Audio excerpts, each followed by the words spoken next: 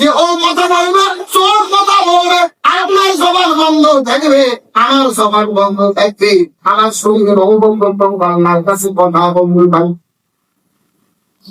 আপনার চোখ আল্লাহর কাছে সাক্ষী দিবে। আল্লাহ ঘরের ভেতরে ভিডিও, মোবাইলের ভেতরে অশ্লীল ভিডিও দেখেছে, আমি চোখ আমাকে ব্যবহার করে অশ্লীল ভিডিও নিয়ে গেছে, চোখ আপনার বিরুদ্ধে সাক্ষী দিয়ে দেবে।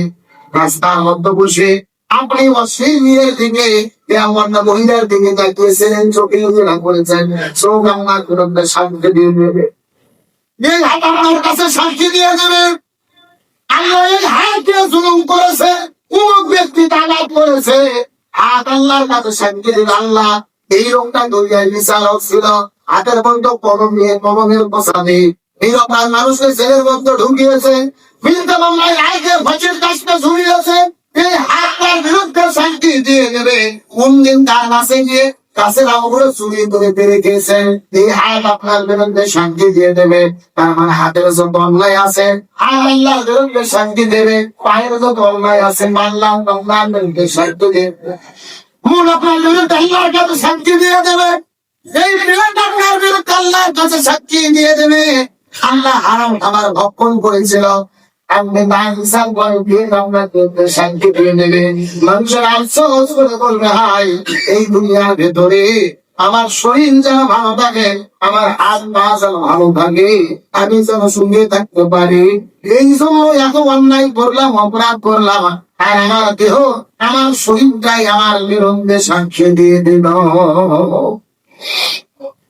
একটা বার চিন্তা করে দেখুন তো, আল্লাহ তাআলা যখন হাসরের ময়দান আমাদের জবান বন্ধ করে দেবে, আমার হাত আমার বিরুদ্ধে কথা বলবে, আমার ভাইয়ের বিরুদ্ধে কথা বলবে, আমার এই পুরো শরীর অঙ্গ প্রত্যঙ্গ, আমার পেট, আমার পা, আমার বোন, আমার দেহ, পুরো শরীর আমার বিরুদ্ধে যখন আল্লাহর কাছে সাক্ষী হয়ে যাবে, আমাদের বিপদ কম হবে না? বেশি হবে। বলেন এই জন্য দুনিয়াতে এমন কাজ করা উচিত নয়, সেই গাছের আমাদের কাকে আমাদের ময়দানে আমাদেরকে বিপদে পড়তে হবে।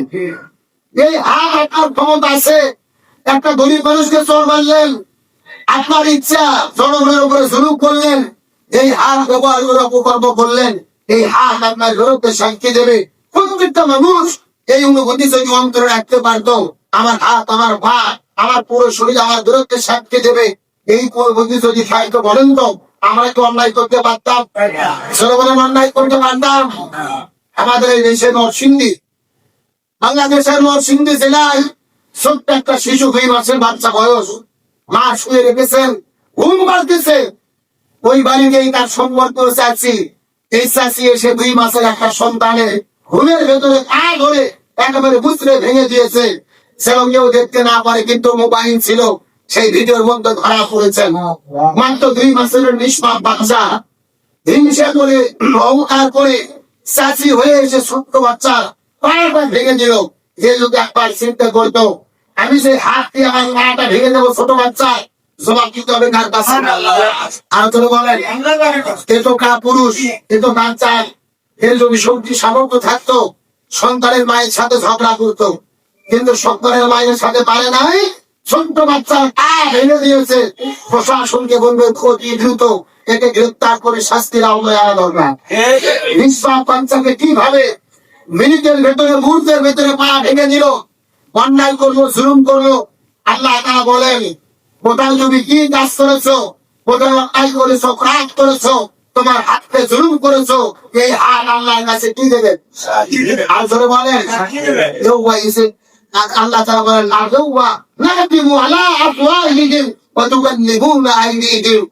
আল্লাহ তাআলা জবান বন্ধ করে দিবে, এই হাত আমার বিরুদ্ধে সাক্ষী দেবে, আমার পা আমার বিরুদ্ধে সাক্ষী দেবে, আমার চোখ আমার বিরুদ্ধে সাক্ষী দেবে, আমার পেট আমার বিরুদ্ধে সাক্ষী দেবে আল্লাহর কাছে। আর আমার পুরো শরীর যখন আল্লাহর কাছে সাক্ষ্য দেওয়ার জন্য দাঁড়িয়ে যাবে, চিৎকার করে বলেন, আমাদের বিপদ পার হবে না? আমাদের অন্তরের মুসলমান ভাইরা গভীর মনোযোগ লক্ষ্য করুন, তাহলে আল্লাহ সুবহানাহু ওয়া তাআলা যখন বিচার শুরু করবেন, যে ওমাইজিন তোহান ইসলাম বারা হাসরিন যখন তার ঘটনা